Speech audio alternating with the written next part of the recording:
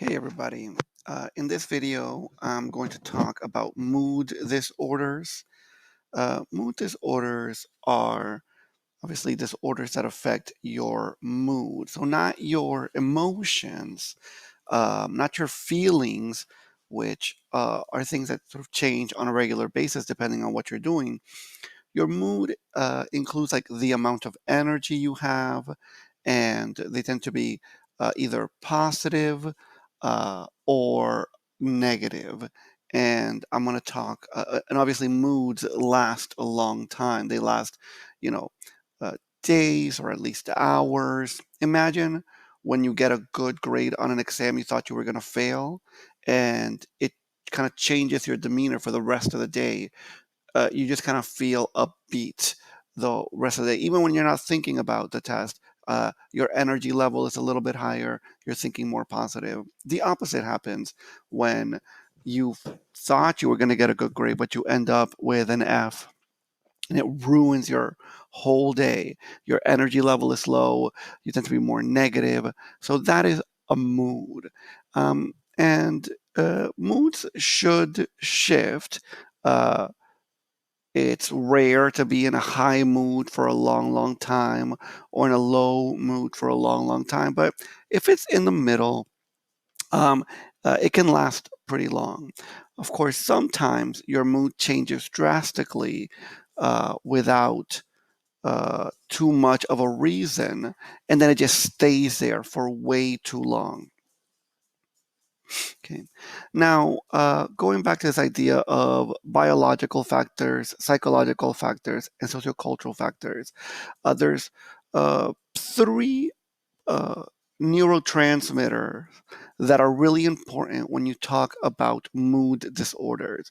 And those are dopamine, norepinephrine, and serotonin. These are chemicals in your brain, and so therefore they're biological factors.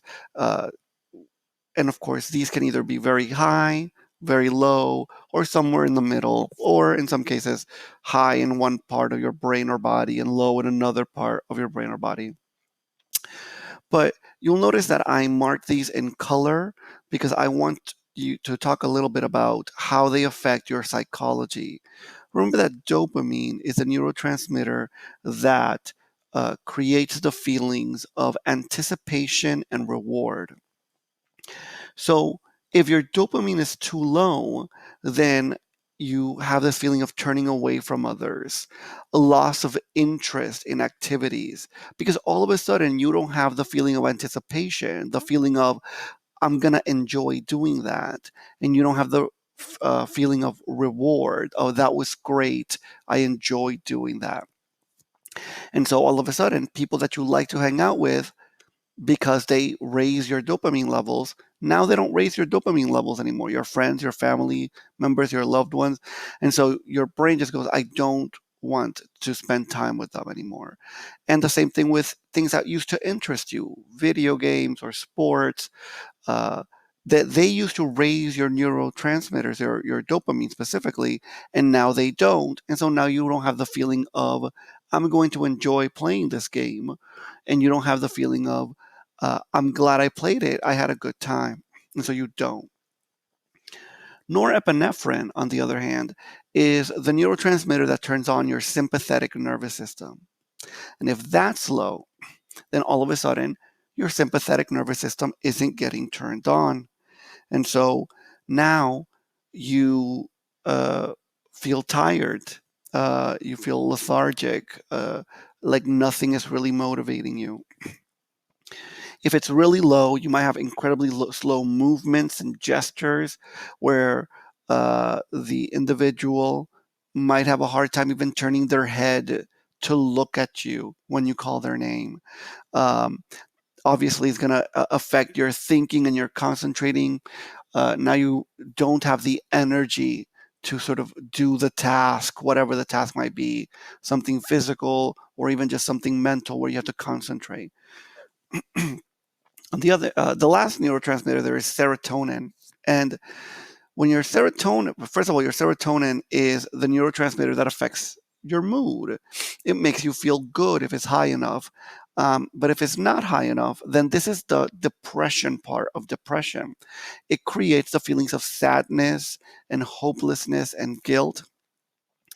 Behaviorally, you might actually be tearful, have a dejected facial expression so that you just look angry or sad or just kind of miserable altogether. And with low serotonin, you also get the global negativity. You get the constant, intrusive, negative thoughts that you're thinking about death and dying and everything is awful. And uh, you think about, no one loves me, things like that. Uh, now, there are sociocultural factors here. Uh, uh, if you deal with learned helplessness, right, where you have sort of learned because of life, classical conditioning, operant conditioning, that uh, there's nothing you can do that will give you control over your life, that tends to create depression and dopamine, norepinephrine, and serotonin to go down. Um, Women are more likely than men to be depressed. And if you are poor, if you're from a low socioeconomic background, then you also are likely to deal with more depression. Another sociocultural factor that I don't have listed there is when you feel that you're not doing as well as you should be doing. So, for example, if let's say your parents are middle class and you aren't sort of living up to that, right? Life has been a little too hard, and you don't have the right job, you don't have the right house, etc. That disparity there can also create these feelings of depression. That kind of goes back to lack of control in your life or feelings of learned helplessness. But in any case, there are sociocultural factors that lead straight into this. Now, I want to hit the biology one more time. You'll notice there at the bottom, it says the sickness response. Um, there, if you've ever heard some of the symptoms of uh, depression, you might have thought, hey, I have felt that way sometimes, but specifically, I felt that way when I'm sick.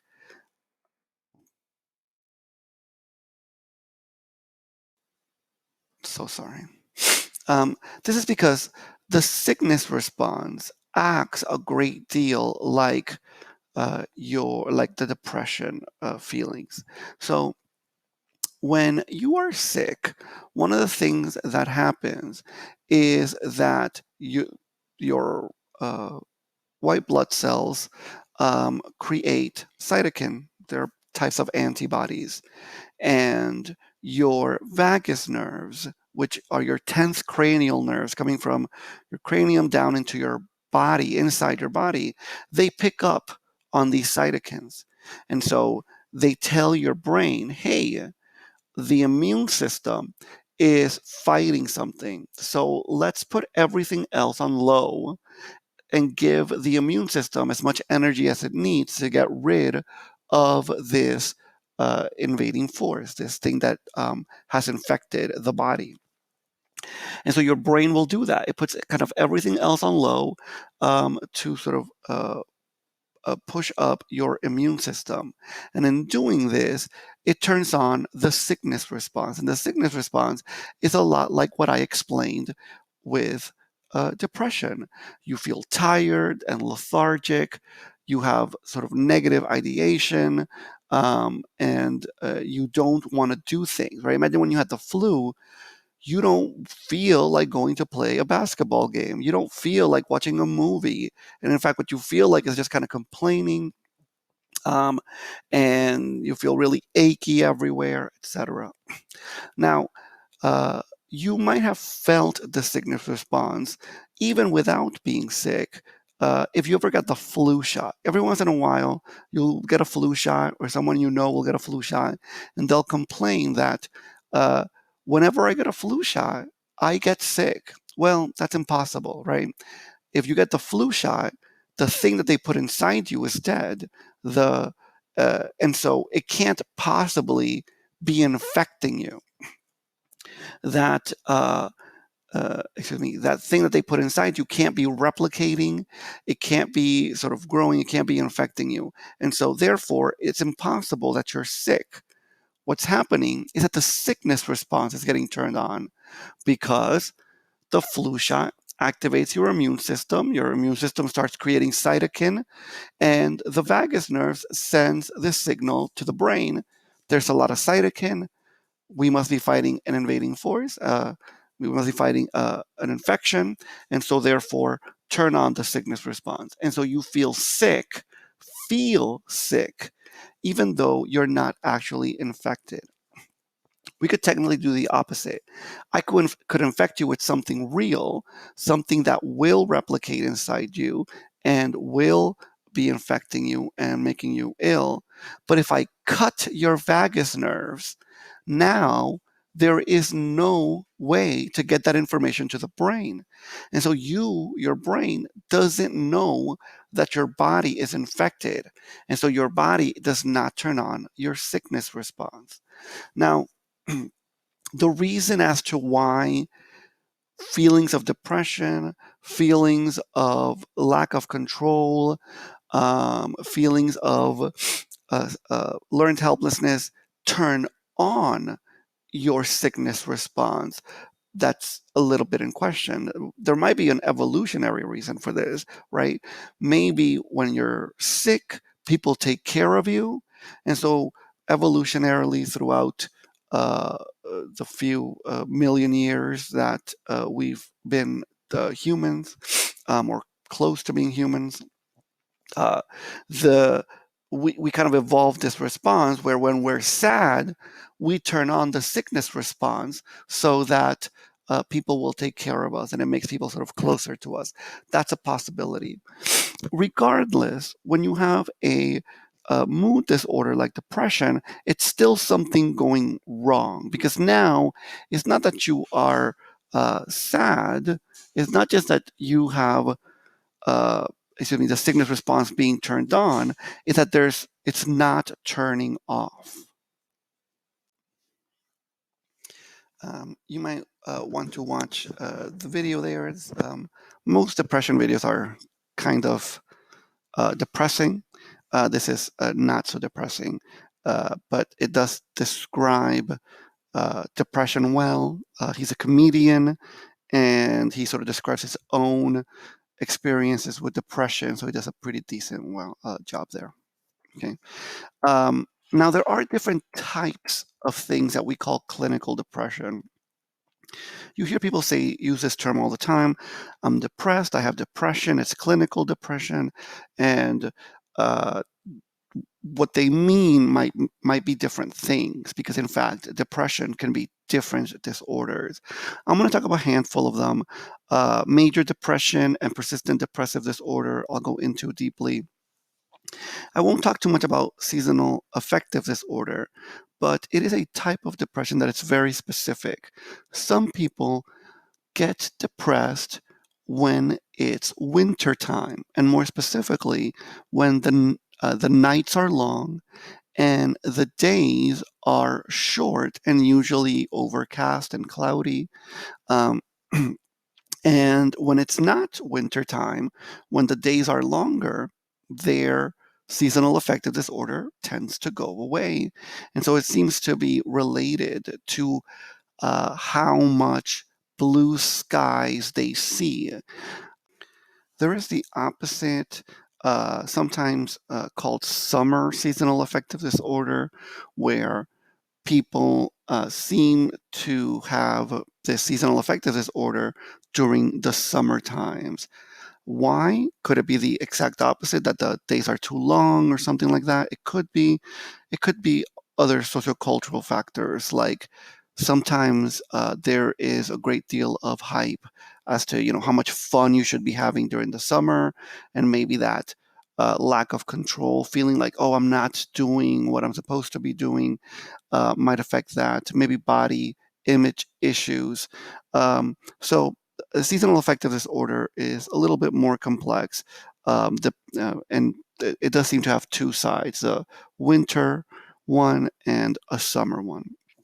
I will also talk a little bit about defiance disorder and disruptive mood dysregulation disorder, which we don't think about as forms of depression, and yet there is a relationship there. So I will talk about that. Very briefly, let me talk about that last statement there. The bereavement exception was removed. In the DSM-5, the bereavement exception was removed. In the past, if you had the loss, if you had someone in your life dying and you had dealing with loss, uh, well, that is completely normal.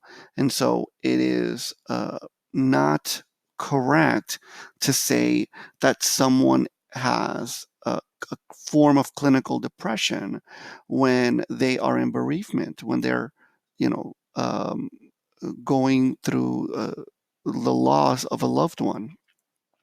But that was removed because in the past, what tended to happen, or what sometimes happened, was that every once in a while, a therapist would be dealing with an individual who was clearly going through a type of clinical depression. And the therapist basically understood that well. But the therapist could not ethically uh, treat the individual as if though they had clinical depression. For example, they couldn't prescribe drugs or things of that nature because there was this bereavement exception. And so they had to wait about a year before they could say, oh, okay, now I can diagnose you as being depressed. So that has been removed and put in the hands of the clinicians. Will this present problems in the future? Will we find out in the next 5-10 years that therapists, or more specifically psychiatrists, have been prescribing too many drugs to people because their loved one passed away? That's a possibility. But the data was kind of on the side of taking out the bereavement exception. And so we'll have to see if that ends up being a good decision, or putting it in the hands of the clinicians, or not. So let's talk a little bit about some types of clinical depression that people encounter. Um, one of them, or the one that sort of stands out, the one that people probably are talking about the most when they say clinical depression, is major depression. In major depression, there is extreme and persistent feelings of despondency, worthlessness, hopelessness, and of course, they disturb everyday functioning. This individual, there's a good chance they have a hard time getting up out of their bed, standing up if they have to stand up from wherever they are. They feel tired. They don't want to talk. They don't want to interact with others. They're not doing things that they used to enjoy at all. Um, and they've been doing this for at least 2 weeks of severe symptoms. Um, Now, some people have major depression for way longer than that. They might have it for a month or maybe even months. But you need at least 2 weeks before it's considered depression, or let's say before it's considered major depression. Just at least 2 weeks of never having a moment of positive energy and good mood. 2 weeks of just deep depression. Um, if you watch the video with Ray, um, he talks about that at one point it got even worse, and now he wasn't doing anything, and sort of they show all his friends like cheering the game, and he's just sort of despondent. He's just not really interacting at all. It affects his sex life. That is a type of major depression. He was probably doing something or having a depression that was closer to persistent depressive disorder at first, but he had an episode of major depression. Now, persistent depressive disorder is a little different. First of all, the symptoms are not as extreme, they're milder, which might sound better, but it's not really. So, this person now has enough energy to get to work. They are probably taking their kids to the movies, or doing their everyday life things, grocery shopping, uh, going out with friends, but they're not enjoying any of that. It is, just low energy. They're not enjoying it. They're going through the motions, but there is no dopamine creating the feelings of anticipation and reward. Um, and this tends to go away and then come back, and go away and then come back. And that's why it's called persistent depressive disorder. Um, People will have this for at least 2 years before they can be diagnosed with persistent depressive disorder, going away and coming back, going away and coming back. If it's children, then we'll only wait 1 year before they can be diagnosed. There's a few reasons for this. One of the reasons is that when a child is very young, it's really hard to diagnose depression. Um, and so if you're seeing it for 1 year, there's a chance that it's happened in the past anyway. Also, when children deal with depression, it can have really bad consequences. Kids who go through depression are way more likely to attempt suicide in the future as adults. And so it's important to get children help as quickly as possible. Um, Now, in children, sometimes depression doesn't always look like depression. So again, uh, in adult and normal depression, you have dopamine, serotonin, norepinephrine, they go low. And so you see someone who is sad and tired and they don't want to do things. But with children, sometimes the things that will make an adult uh, depressed will create a type of defiance in children, right? So when you don't have control over your own life as an adult, that will create feelings of depression. But as a child, that will create feelings of defiance.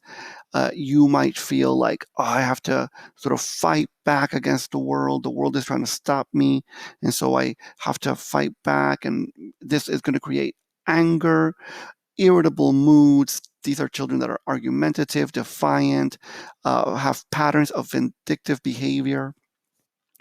Um, Now, you'll see this a lot, especially if you're a teacher or if you deal with children on a regular basis. Sometimes you have a kid and this kid is fine, they're completely normal, and then all of a sudden their mood seems to change, their personality seems to change, and they're angrier, they're more irritable, they're more defiant.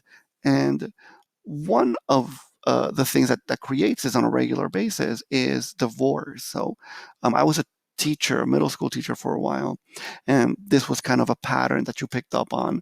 Kids tended to be fine, and then they started to act just almost crazy, like like you didn't even know them anymore. And it wasn't long before you started to figure out that, oh, something's wrong at home. Divorce has started to happen. So it tends to, this is not the only reason why a child might have a defiance disorder, but it's certainly one where you're going to pick up on it because the change in the child's behavior is so obvious. Um, Now, the child will have to deal with the defiance disorder for at least 6 months before they can be diagnosed. Now, where some kids only show a defiance kind of disorder, and some kids only show a regular depression, adult like depression, where sad and low energy, some kids kind of show both. Sometimes they show defiance, and sometimes they show depression.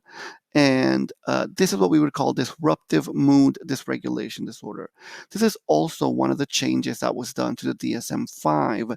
This middle ground was sort of created because, first of all, the data demonstrated that it was needed, and second of all, so that it can be studied better.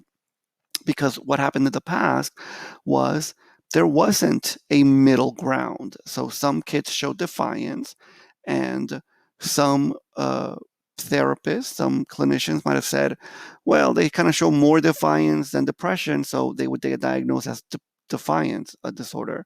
Or the clinician might say they show more depression than defiance, so they would get categorized as major depression, let's say. But in reality, these kids were showing both. So this new diagnosis was created so that, first of all, clinicians had a better way of diagnosing them, and second of all, better research could be done in the future with this. I mentioned earlier that kids who have depression are more likely to develop risk of suicide. They're 30 times more likely to develop risk of suicide. And so that is very, very high. It's important to catch depression early on. Um, in children, this may affect normal development. Uh, as an adult, if I have depression and then I stop having depression, I know who I am. And so it's easier, it's not easy, but it's easier for me to say that moment when I had depression, that was really awful for me. But I know that that's not who I am. I'm me. I just had that moment of depression. But in childhood, there is a chance that the child is, as they're having a depression, they're internalizing it as they're part of their personality or part of their sense of self. And so they're perhaps that is the reason why in adulthood they're 30 times more likely to commit suicide. Um, Psychopathology in parents is also associated with depression in children. So if mom and dad are super anxious or they have anxiety disorders, if mom and dad have depression, if mom and dad deal with substance abuse disorder or some other um, psychological disorder, that increases the chance that the child will deal with a form of depression.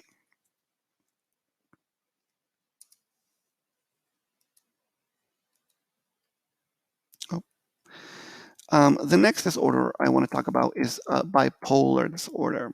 You hear people say this all the time. That girl is bipolar, or that guy is bipolar, or the weather is bipolar. And very often that is not, they're not categorizing what they're saying correctly, or characterizing uh, what they're describing correctly. So, bipolar disorder is a cyclic type of disorder where it goes kind of back and forth. So, sometimes this person just has depression. That is the first pole, depression. Um, and sometimes this person is just their normal self. And that's neither pole. And then sometimes this individual is manic, and mania is the second pole. So bipolar, two poles, depression and mania. So um, uh, the mood levels or the mood swings sort of go from depression, which might be extreme, to mania, which is a form of extreme euphoria. So in depression, where you're sad and you're tired and you can't barely move and you're not enjoying anything, euphoria is the exact opposite of that. You're super active, even hyperactive.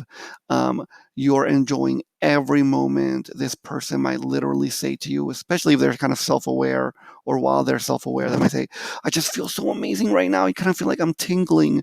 They feel really great. This person might literally start running because there's so much energy. Um, uh, there is no regular relationship between the time of the year and whether they're depressed or manic. That's important to point out, because if there is a relationship to the year, that might be seasonal affective disorder and not bipolar disorder. Um, and obviously, in order to be bipolar, there must be at least one manic episode. And a mania includes supreme self confidence, grandiose ideas, and flights of ideas. So, what does that mean? Well, supreme self-confidence means this person just feels incredibly powerful. They might start arguing with people. They might get into fights. They might take off all of their clothes and go running into, let's say, a store. Um, uh, if you could just turn on YouTube, and every once in a while you'll see a video of someone like running into a McDonald's and just yelling or jumping over the counter, trying to eat the ice cream straight out of the spigot. And people post out on the internet because they think it's funny, but there's a good chance that that person is going through a manic episode there. Um, Grandiose ideas. Uh, this person is going to feel like they have just the best ideas. We should start a business. We should move to Mexico. We should go do this and that. Right? They have just plans about things that they're going to do, which, if you're listening to it as somebody who is not manic, just sound a little crazy, or they're clearly not thinking through what they're talking about. And the same thing with movements. They might be quite grandiose. They uh, act like they're very important, and they gesture in similar ways. And flights of ideas. They're talking to you about one thing, and then almost immediately they'll talk about something completely different. So don't you look great? You look so sexy today. And then I'm going to Mexico today, and they just switch thought patterns. Now, you can be diagnosed as bipolar 1 or bipolar 2. In bipolar 1, if you see someone going through a bipolar 1 manic episode, you know something is wrong almost immediately. You might not know it's bipolar 1, but you clearly know that something has gone wrong, because this person is going to start saying things that are clearly breaking with reality. They might hallucinate. They might say that they see things that are clearly not there, or that they hear things that are clearly not there. And they believe things that are just diluted, that don't make any sense. And so you know that there's something is off almost immediately once this person starts talking and that they start moving. Um, uh, Bipolar 1 is also the kind of bipolar disorder that is sometimes confused with schizophrenia. Sometimes you might hear that somebody was diagnosed as bipolar when they were actually schizophrenic, or vice versa. That's because, obviously, in schizophrenia, you also have hallucinations, and it can create this mistake. In bipolar 2, you won't always notice that the person is having a bipolar 2 episode or a manic episode, because the level is less extreme. And so they still feel great, and they might, do things. They might be talking fast. They might have really great ideas that aren't actually great, but they think they're great ideas. Um, but there's not a clear hallucination. And so it's not always obvious that this person is breaking with reality. Um, you might actually think that the bipolar 2 person is just being mean, that they are being a jerk. They might make fun of you. They might get angry with you. And then when you get angry back, they might find it hilarious that you're angry, and they laugh at you. Because in fact, they're not mad. They are just sort of reacting to how great their body feels. And that might in turn create problems, but it doesn't always excuse me, it doesn't always mean that they're actually angry. In fact, they feel amazing about that. Um, During a manic episode, people often get in trouble because they might go to the store and spend all their money, and use their credit cards, use up all their credit, and then they got to pay for that eventually. They might go to the casino, and every time they are about to whatever, throw the dice or show their hands, they feel this is the time, this is the one where I'm going to win it big, because that euphoria is making them feel amazing, and they don't, and so they go again.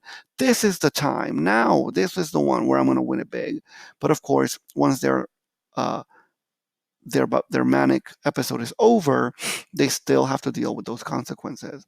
Um, During their manic episode, people sometimes will leave. They'll get in their car, they'll get in somebody else's car and just leave because they got to get somewhere. Where? Who knows? Because they're not really planning anything. They're just sort of reacting to how amazing their body feels. Let me make one more point. When someone is in their depressed moods, when you give them their medicine, they always take their medicine because no one wants to feel depressed. But when someone is manic people don't like taking their medicine because their meds bring them back to normal. And when you're manic, you feel amazing, hence euphoria, that feeling of euphoria. You feel great. Imagine you just did the thing, a great thing, and they're throwing a party in your honor, and everybody's really happy with you, and you're having just the greatest time. You know, all the girls like you, all the guys like you. You just feel amazing. And then someone comes up in that moment when you feel the best you've ever felt and says, "Here, take this pill so that you don't feel so amazing." Well, you might tell them, "No, I like feeling amazing." And that's exactly what this manic person is feeling. In the moment where they feel the most amazing, someone's telling them, "Here, take this pill so you don't feel that way."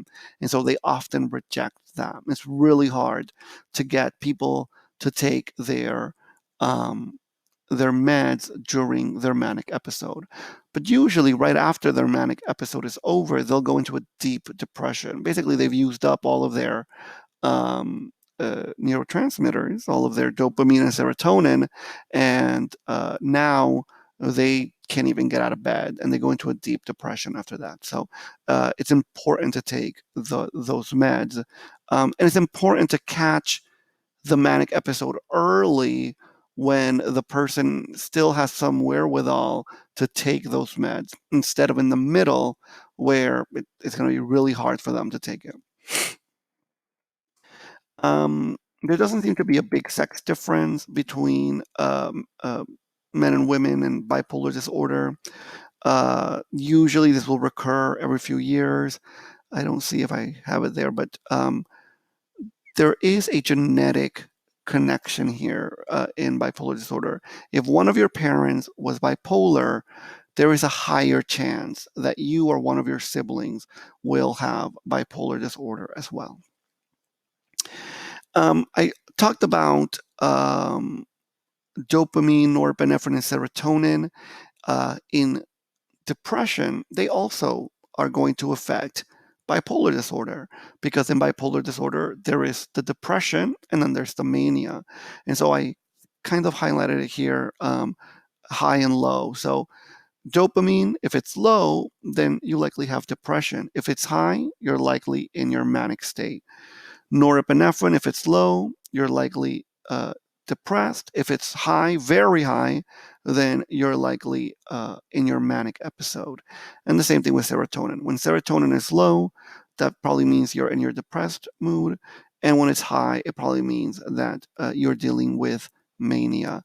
Glutamate also has been implicated with bipolar disorder. Remember, glutamate is more of that generic neurotransmitter. It does a lot of things all throughout your brain. Um, and so if it's affected, if something is wrong with glutamate, there's a good chance it's going to affect your cognition, your emotions, a bunch of other things.